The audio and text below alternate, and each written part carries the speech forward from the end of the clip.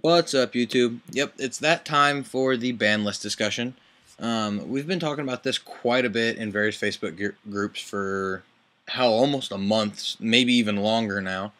With just various ideas that have been posted around. What really got me thinking to go ahead and do this video was actually my raging and trolling and flaming side, having seen Alt Reality Games Paul Clark and Joe Girlando post their supposed lists over the last 2 days. A lot of the things that they mentioned in there are a couple of really solid keystone things. But for the majority, a lot of the things that they mentioned, and especially some of the reasons for them, really made me want to go shoot something. I was going to talk about their lists, but I feel like it would just be redundant when you can go read them yourselves. I'll put links to those two down in the description bar. But what I will go ahead and do is go over my supposed ban list. It may not be an all-inclusive thing. It's not like hey, this is all that should happen. I could see bits and pieces from all of it being taken. If all of this supposed ban list were to happen, I think it could really lead to a different type of metagame. Could be really fun. It would really change things up a bit. So to start off with, we can take a look at our supposed ban cards. First off is Five-Headed. Well, Future Fusion is the gateway causer of the problem. Future Fusion can't be the problem if Five-Headed doesn't exist. Sure, if you open Future Fusion with Dragolinity, you win. Sure, Future Fusion in Diamond Dude Absolute Zero Turbo is awesome. Sure, there are hero quasar loop things that are busted as fuck with Future Fusion. And sure, you can even loop Future Fusion with Bryos, Zephyros, and Escuriato and do some crazy shit like that too. But none of that makes an impact on the metagame. So why hurt those decks? Instead, we hit Five-Headed, and all of a sudden, Chaos Dragons has lost its biggest supporter. So with that being said, Five-Headed, ban it, don't touch Future Fusion. As for monsters, we have 3. Sangan. I don't have a problem with Sangan. I think Sangan's fine in the format. I just think we should... I like to cycle things. So I'll be bringing back some other things that we'll get to momentarily. So again, Sangan's had a really long time to shine, and let's cycle him out and see what happens. Wind-Up Hunter, I've been a strong advocate of bitching everyone out that says ban Wind-Up Hunter, because I feel like if you are so pissed off at the loop that the only option that you can think to do to solve it is just say ban the loop, then you're a scrub. I had been thinking about things like Zen Mighty and possibly Shark and whatnot. But then what really got me thinking was, okay, they preemptively hit Tengu to 2 when the OCG didn't have him yet, which sort of told us, hey, the OCG's probably getting Tengu soon. Well, here in the last, I think, week, we've seen what's going to be in Extra Pack 2012 for the OCG. They're getting Tengu, they're getting Tour Guide, they're getting Wind-Up Shark and things like that.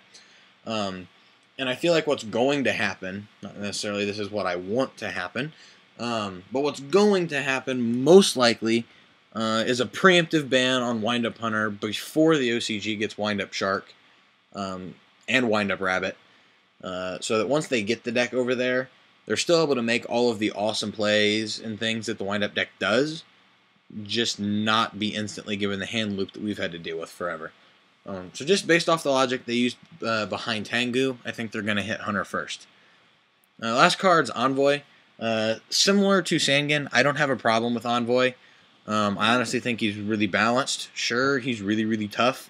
But if you play smart, or at least in all of my testing over the last 2 formats with this card, I've never had a problem with it. There are outs. There's plenty of outs to Envoy. I just think if you cycle things out, you open up room for new stuff to come in and just really change up the metagame. From September 2011 to March 2012, nothing really changed except for the loss of Plant Synchro.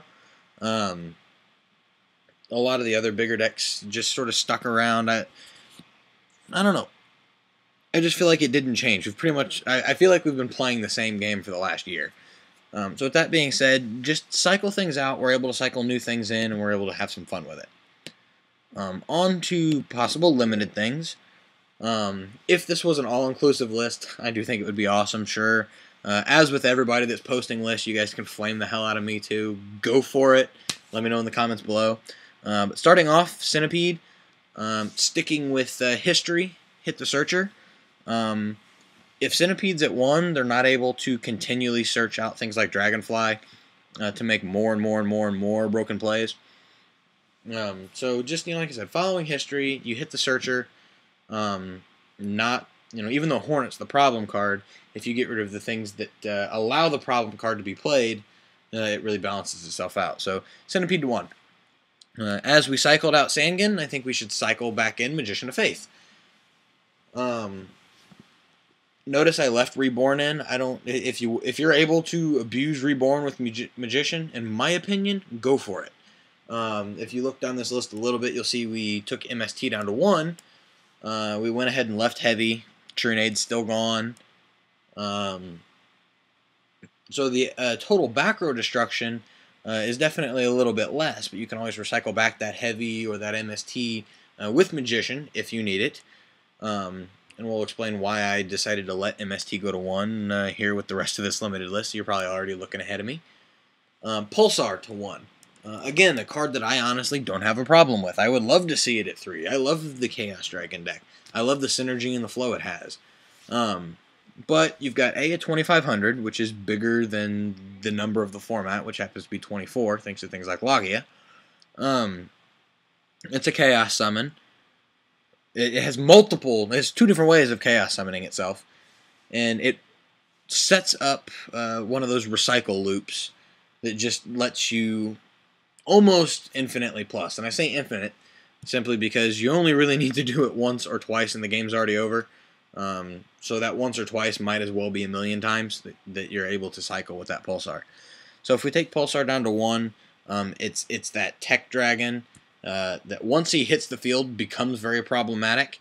But it's something you don't have to worry about all the time. Bulb to 1. I never thought Bulb should have been banned to begin with. If you guys remember back, I called Spore being hit like 3 months before the ban list. I think Bulb should have stayed around. I mean, I think decks like TG and Stuns and things like that could really use Bulb again to be able to get back into Naturia Beast with Lavels and other things like that that are going to have a little bit of Synchro support coming out. And I think the whole general idea of being able to Synchro may be a little bit bigger than it has in the past. Even though they've done this big swing towards Exceeds, I think they want to kind of embrace that idea of synchroing a little more than they have been for the past year. So giving us back Bulb really does help with that a little bit. And the final monster to bring back to 1, Tribe Infecting. Valor runs rampant, so there's really no reason for him to be banned. Hell, you could put Tribe Infecting to 3 if you wanted. He's water, he's level 4, you can blow shit up. That works really well. There's a card we'll get to later that you can abuse with him a little bit more. But 1, 2, 3, doesn't matter where you put Tribe Infecting. There's just no reason for it to be banned. I already said MST to 1 just to limit all that back row hate. The ability for some of the top decks to be able to main Heavy and triple MST to just rape over all the back row before making their plays really kind of pisses me off. But at the same time, I feel like if MST were only at 1, you wouldn't have enough back row destruction. So to compensate for that, looking at the following traps, I've sort of completely changed that idea of staples for the metagame. But by limiting down a bunch of this stuff, what we've really done is opened up a lot of space, and essentially every deck across the format, for new techs and things like that to be able to come into the game and change the way this monotony has been playing for the last year. So to compensate for that less overall back row destruction, we have less field control. Torrential back to 1. Skill Drain has been abused a lot lately in various decks. If we drop Skill Drain to 1, but to compensate for that, bring Oppression back to 1. A lot of the main stun type decks right now, playing Barbaros and whatnot, In Heroes, they play double, sometimes triple skill drain. Well, instead of double skill drain, being able to shut down all those monster effects, we go skill drain Royal Oppression. We're able to stop specials.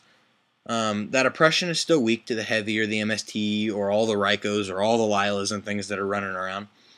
So oppression's not going to be completely wrecking everything. Could it? Sure.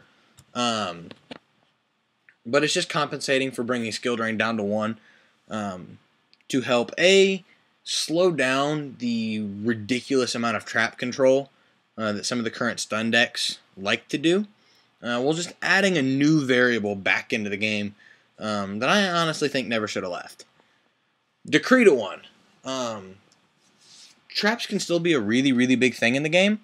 And you can still run really big trap lineups in some of these stun decks or Dino Rabbit and things like that. But with MST from 3 down to 1, I think having Decree at anything more than 1 could make Decree really, really unbalanced in the favor of the Decree player for shutting down all those traps and things. So Decree back to 1. This is just toying around Imperial Order. With MST down to 1, I could see people playing Dust Tornado. If Dust Tornado starts getting played again, Imperial Order wouldn't be as big of a deal. But again, it's a really big game changer that could really breathe a new life, sort of that old school feel, back into a new school era of the game. So I think Imperial Order back at 1 could definitely cause some fun tricks to be played. And then finally, again, to make up for that MST being at 1 where we don't have as much backfield control, the monster control that's provided by those traps. Compulse and Deprison both to 1. Again, so you can't have these stun decks that are able to sit behind skill drain, multiple Deprisons, and then set a Starlight and just be like, fuck your heavy with Starlight, and then 1-for-1 off your entire field so you can never gain an advantage on me. I think that's really going to balance out all that. And again, it's going to open up a lot of room for new techs or even those main deck Dust Tornadoes or Night Beams and things like that to be played. The last 3 cards, Logia to 1. This will be further compensated in the semi-limited section that I'll get to in a moment. Logia is a really, really big problem card, especially when they go like, Rabbit, Kazabuls, Logia, set back row, go. Really, I think the most broken play of any format right now would be Logia set oppression. But that could be hit or miss, sort of like Black Wings used to do it. But Logia sees a ton of play here in the TCG as well as the OCG with Rabbit and the Verz archetype that we don't have yet. But just with how much Logia actually sees play, you essentially have a walking Solemn Judgment that gets overly abused. By bringing back things like Oppression that could really help that deck too, I think letting Logia go to 1 is really going to make decks like Dino Rabbit have to think outside the box about what Exceed play they make and when they make it. Leviair to 1, most players only use 1 anyways, but keeping it at 1 just makes sure that there's nobody absolutely abusing it, which while rare, I have seen it done. So it's just sort of there to be there. There's no real ever-pressing reason behind that. And finally, Goyo. Back to the idea of bringing back Bulb. People, you're probably thinking, what? Bryo and Goyo in the same format? Synchros are just still really, really, really on the wayside. Next to nobody synchros anymore. Currently in this game, 6 in and of itself is really hard to go into unless you're playing like...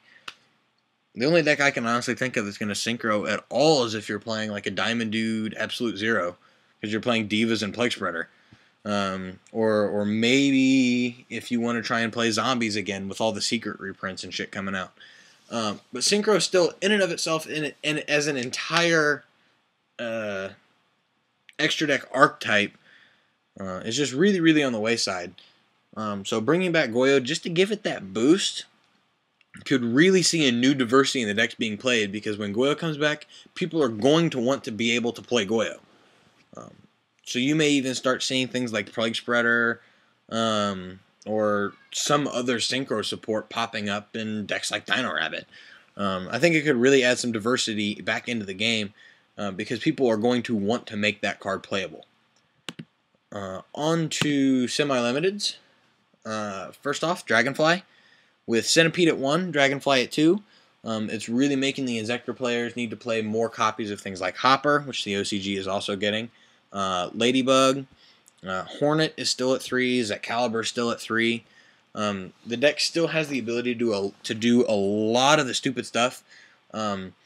Just with, if they go with Hopper or Ladybug and start blowing stuff up with Hornet, 1-for-1s are absolutely fine. By limiting the search and then semi-limiting the overextend rape your face play, it really balances down the crazy plays that the Inzektor deck can make. And I think we'll set it up for a really good play for the format. Rabbit to 2. Again, like I said, Dino Rabbit here and Verz over in the OCG where they abuse logging and things as well. Take Rabbit down to 2. I know there's a lot of OCG players that only play 2 Rabbit anyways. Just cutting that third Rabbit will kind of slow the deck down and make them have to think, again, a lot harder about when they use Rabbit and what Exceed play they're going to make when they do it. I don't like the whole autopilot Rabbit Logia go, Rabbit Logia go. Tour Guide, Leviair, bring back Rabbit Logia go. That deck's really autopilot, so if you take Logia down to 1 and Rabbit down to 2, you really force that Dino Rabbit player to think about what Exceed play they're making and when they want to do it. Chaos Sorcerer to 2. BLS gone, Pulsar down to 1, Chaos Sorcerer down to 2. Really the whole idea behind this is we want to stop all of this massive just chaos bullshit hitting the field. Regardless of, you could have like a full back row and enough answers to stop any other deck in the format and a fully powered, even just a normal good hand, much less a busted hand with Chaos Dragons. They're just going to be able to continue to make plays and just run out all your resources, and then they'll end up with like a Chaos Sorcerer on the field, which at that time, since you've burned through all your resources, is more than enough to control the game. Chaos Sorcerer at one time was banned. They eased it back at 1, then it went to 2, then it went back to 1, then they decided, fuck it, put it at 3. I think put it back to 2, it'll just balance it back out a little bit. Red Eyes to 2. With Red Eyes to 2 and Pulsar to 1, with 5-headed gone, so essentially making Future Fusion useless for the deck, you don't hurt anything else, really. You still have quite a few Chaos plays. You'll see a little bit more play with things like Dark Flare Dragon, or you might even see a little bit of Disaster Dragon, like Mass Dragons and things like that, being played in the typical Chaos Dragon deck. You'll just sort of see a new evolution of the deck, I think. And with Gustav coming out, putting Red Eyes at 2 makes it a little bit harder to be able to spam Gustavs and burn for 2k and then Beat Stick for 3k. Lone Fire to 2. Little bit of plant support here. I honestly forgot about one card, so I'm going to go ahead and add that right now. Debris Dragon. Lone Fire and Debris Dragon and Glow Up Bulb. Allowing those 3 cards to be back will allow that ideal of Plant Synchro to come back without being as busted as fuck as it used to be. With Sangan being gone as well, it makes Tour Guide a much less viable or abusable engine to add to the plant deck that I think would be really good. And then with the Debris Dragon back at 2, you can see some more fun things with it. Honestly, I really want to play Debris Hero again. I was kind of sad to have learned about the deck after Debris was at 1. In that first format that Debris went to 1, I actually built Debris Hero with 1 Debris, and it was still, in my opinion, pretty solid. I think it would just be really fun to see that, because everybody right now, it's all this super poly things and the videos that I've been posting lately about the deck. But to be able to go back and play Debris Hero again, I think would be really fun and breathe new life into what's really going to become a monotony of the way hero players play the deck. Sort of the same idea with Lone Fire. Just a little bit of plant support, just to see where the deck goes in an entirely new format. Bestiary back to 2. Glad Beasts haven't got any support in a really, really, really long time, so why the hell not? See what happens. Book of Moon to 2, I've been a really, really strong advocate of this for a long time. Even, when it was at 3, it was breaking everything with GK and whatnot. Hell, I got my invite to Nats playing triple book. I love the card. You just got to keep in mind that, it went to 1, has slowly fallen by the wayside, and even after losing priority and whatnot, slowly but surely people are actually starting to completely cut Book of Moon from the deck. So bump it back up to 2 and see what happens. It's great as a priority stopper. It's great as an exceed stopper. Offense, defense, it doesn't matter. Book is an all-around really good card. And I think at 2 we could really see a good impact both offensively and defensively in the metagame by the card. Finally, it's just Final Countdown to 2. If Chain Strike's at 2, Final Countdown shouldn't be at 3. It's just the logic behind that. Cut it to 2, make them work for it, just like a Chain Burn player needs to work for their Chain Strikes. And then finally, Unlimited, just 2 cards. Card Trooper.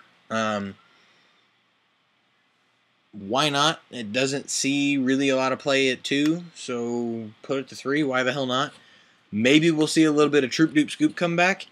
Would it be possible? Yes, but do I really see people going back to Card Trooper with machine dupes just because Card Trooper's at 3 in a format with cards like we have today? No. So why not? Just see what happens. And Summoner Monk. Again, at 1, it didn't see play. They brought it to 2. It still really doesn't see any play. So why not put it to 3? With Summoner Monk at 3, if you kept Tribe Infecting at 1, like I said earlier, it really doesn't matter where you put it.